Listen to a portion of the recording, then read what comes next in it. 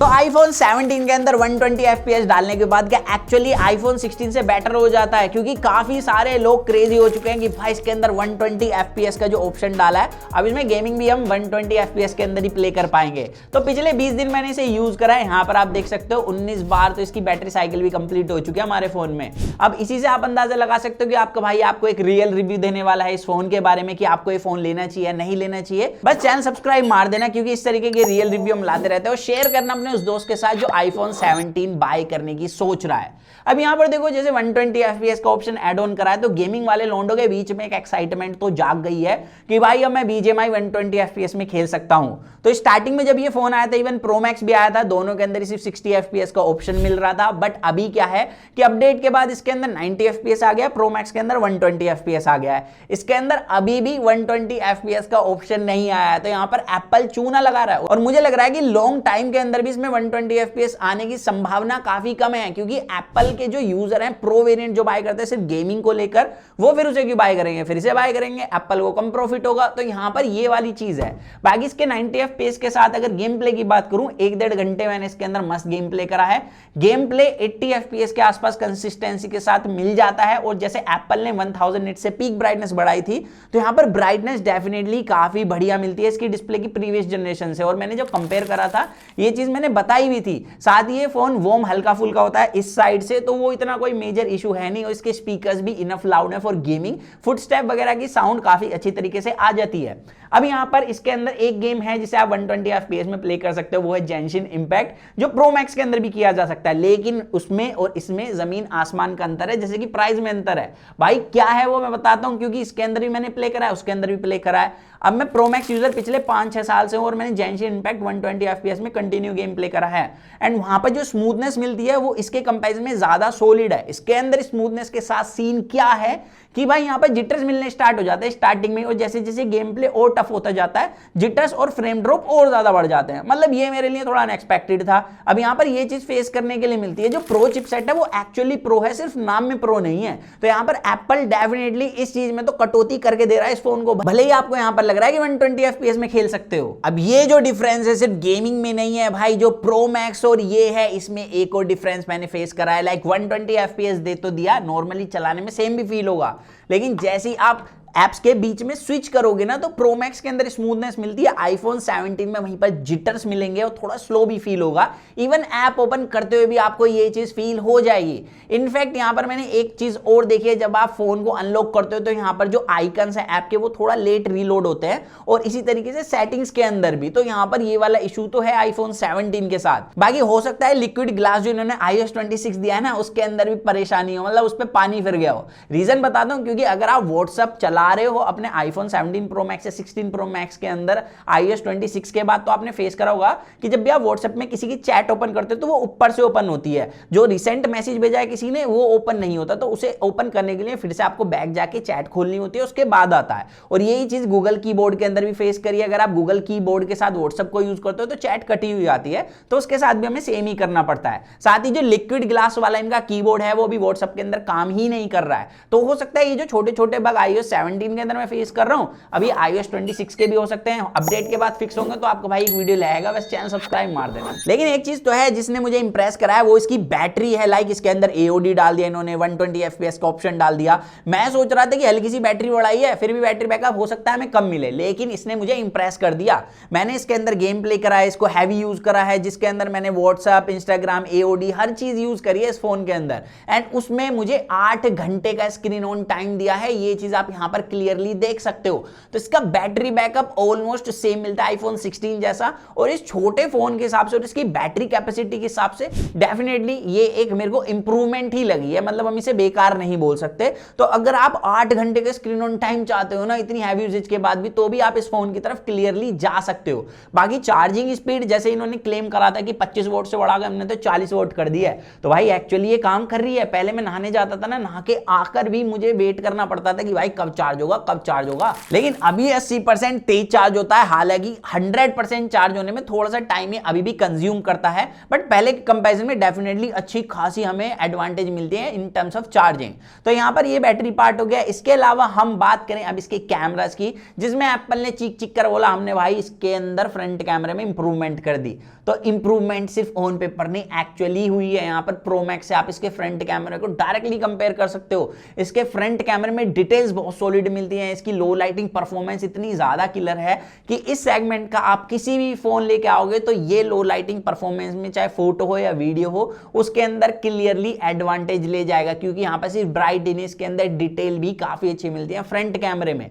बाकी इन्होंने जो फ्रंट कैमरे में स्क्वायर शेप कैमरा डाला है उसकी वजह से फायदा तो हमें मिला ही है कि पोर्ट्रेट मोड में अगर फोन होल्ड करके आप लैंडस्केप में वीडियो या फोटो क्लिक करना चाहते हो कर सकते हो, और वो काफी ज्यादा यूजफुल भी मुझे लगता है, क्योंकि अगर आप जिम में व्लॉगिंग करना चाहते हो या आउटडोर भीड़ वाले इलाके में व्लॉगिंग करना चाहते हो तो अब कोई शर्म नहीं आने वाली। अब बस हमें ऐसे होल्ड करना है या ऐसे होल्ड करना है और चले चले जाओ, किसी को पता भी नहीं लगता। इस वीडियो को मैं रिकॉर्ड कर रहा हूँ भाई अभी इसके नए फीचर से, मतलब मैंने लैंडस्केप मोड में नहीं पकड़ा हुआ फोन, एंड उसके बाद भी भाई काफ़ी अच्छे तरीके से आप व्लॉग कर सकते हो। एंड बेस्ट पार्ट ये है कि इसके अंदर ना आई कॉन्टैक्ट काफ़ी अच्छे तरीके से बनेगा।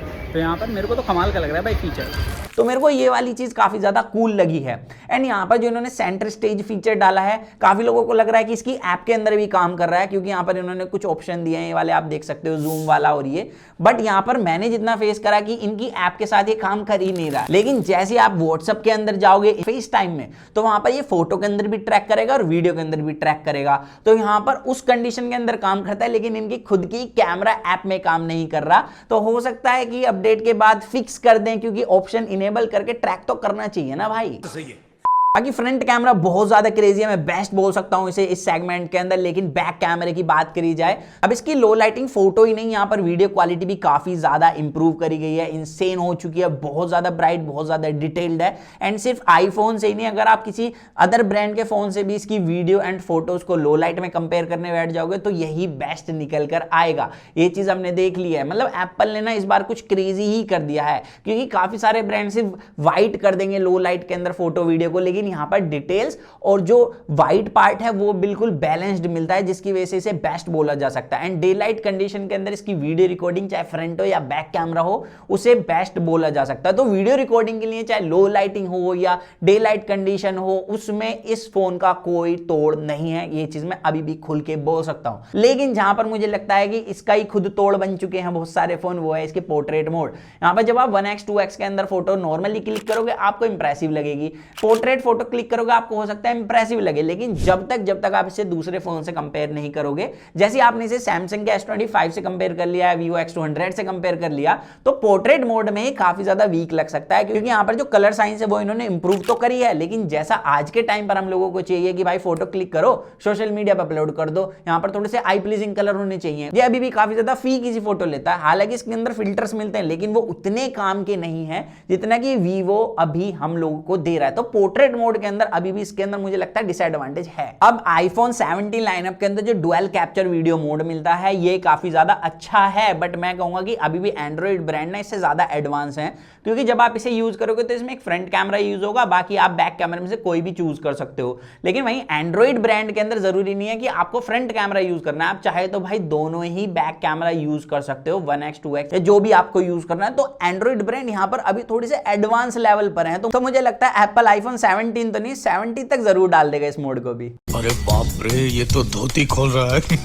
बाकी एक चीज और जो सीधे सीधे इंप्रूव है वो है नेटवर्क कनेक्टिविटी। पहले X75 नेटवर्क चिप यूज करते थे, अभी X80 नेटवर्क चिप यूज करते हैं, जिसमें मैंने पर्सनली एक्सपीरियंस करा है कि हमारी जिम का और स्टूडियो का कुछ ऐसा एरिया जहां पर पहले भाई नेटवर्क ही नहीं आते थे, म्यूजिक प्ले नहीं हो रहा, किसी का मैसेज नहीं आ रहा, तो अब उन एरिया के अंदर 4G मिल रहा है और मैं म्यूजिक वगैरह आराम से प्ले कर पा रहा हूँ। इवन मुझे व्हाट्सएप वगैरह पर भी मैसेज अच्छे से रिसीव हो रहे हैं और मैं भी रिप्लाई कर पा रहा हूँ। तो इसमें तो डेफिनेटली इन्होंने अच्छी खासी इंप्रूवमेंट करी है, बट जहां मुझे लगता है कि इन्हें और इंप्रूवमेंट करने की की जरूरत है वो है इसका एआई में कुछ ज्यादा इंप्रूवमेंट नहीं हुई है, अभी भी ये वैसा ही है जैसे कि आईफोन 16 के अंदर मिलता था। अभी इसमें कोई मेजर अपडेट नहीं आई है, जैसे एआई की कुछ मेजर अपडेट आती है तो हम उस पर एक वीडियो ले आएंगे। अभी ज्यादा बात करने के लिए इसके एआई में सच बताऊं तो कुछ है ही नहीं। लेकिन जिसके बारे में ज्यादा बात की जा सकती है वो है डिस्प्ले। भाई बिल्कुल लगता ही नहीं कि एक बेस वेरिएंट वाला फोन है, ये प्रो लाइनअप वाला फोन लगता है क्योंकि इसके बेजल चिन्ह काफी कम कर दिए गए हैं। लेकिन इसकी डिस्प्ले ना लास्ट टाइम के प्रो से एडवांस है क्योंकि यहां पर 1000 निट से पीक ब्राइटनेस बढ़ी है।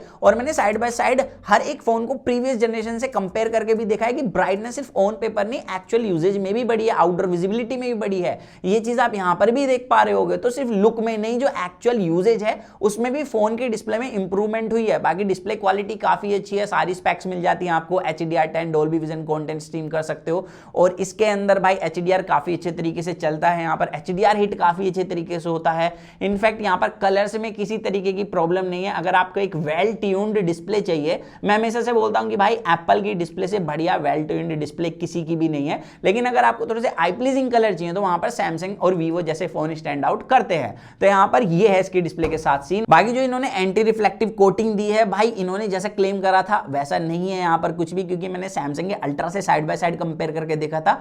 अल्ट्रा की जो एंटी रिफ्लेक्टिव कोटिंग है वो अभी भी बहुत ज्यादा एडवांस है। इनफैक्ट अभी तो सैमसंग S26 अल्ट्रा के अंदर 3rd जनरेशन लाने वाला है उसकी, तो एप्पल इस चीज में भी बहुत ज्यादा पीछे है। लेकिन एक बात बताऊं, एंटी रिफ्लेक्टिव कोटिंग का यूज जब तक ये फोनों पर, जब तक आप उन पर स्क्रीन गार्ड ना लगाओ, क्योंकि स्क्रीन गार्ड लगाते ना फिर से वहां पर रिफ्लेक्शन आनी स्टार्ट हो जाती है। तो यहाँ पर अभी एक ब्रांड ने, जैसे सैमसंग ने anti reflective screen guard launch करे हुए हैं, एक ब्रांड ने एप्पल के लिए भी स्क्रीन गार्ड बनाए हैं जिन्हें लगाने के बाद रिफ्लेक्शन कट हो जाती है। और जरूरी नहीं आप उसे आईफोन 17 पर लगाओ, 14, 15, 16 भाई किसी पे भी लगाओ, वहां से रिफ्लेक्शन कट ही हो जाएगी। तो अगर मुझे उसका लिंक मिल जाता है मैं अपने डिस्क्रिप्शन में डाल दूंगा, वहां से जाके मस्त परचेज कर सकते हो और अपने किसी भी आईफोन को एंटी रिफ्लेक्टिव डिस्प्ले वाला बना सकते हो। तो ये वाली कूल चीज लगी मुझे। और जैसे इन्होंने सिरेमिक शील्ड 2 ग्लास दिया है, पहले जब मैंने स्टार्टिंग में से विदाउट स्क्रीन गार्ड यूज करा था भाई मैं सोच रहा था स्क्रैच न लग जाए, क्योंकि आईफोन 16 तक लग रही थी, बट यहां पर कोई स्क्रैच ही नहीं लगी। और हमने जेरी रिक की वीडियो के अंदर देखा लेवल 6 लेवल 7 पर भी ना के बराबर स्क्रैच लग रही है। तो ये चीज इन्होंने डेफिनेटली बहुत खतरनाक इंप्रूव करी है। मैं देखना चाहूंगा एंड्रॉइड ब्रांड में कब इस तरीके का कोई ग्लास आने वाला है, तो उसके लिए मैं काफी एक्साइटेड हूं। बाकी देखो in hand feel exact same है आईफोन 16 जैसी, छोटा सा कॉम्पैक्ट फोन है, बहुत प्यारा सा है।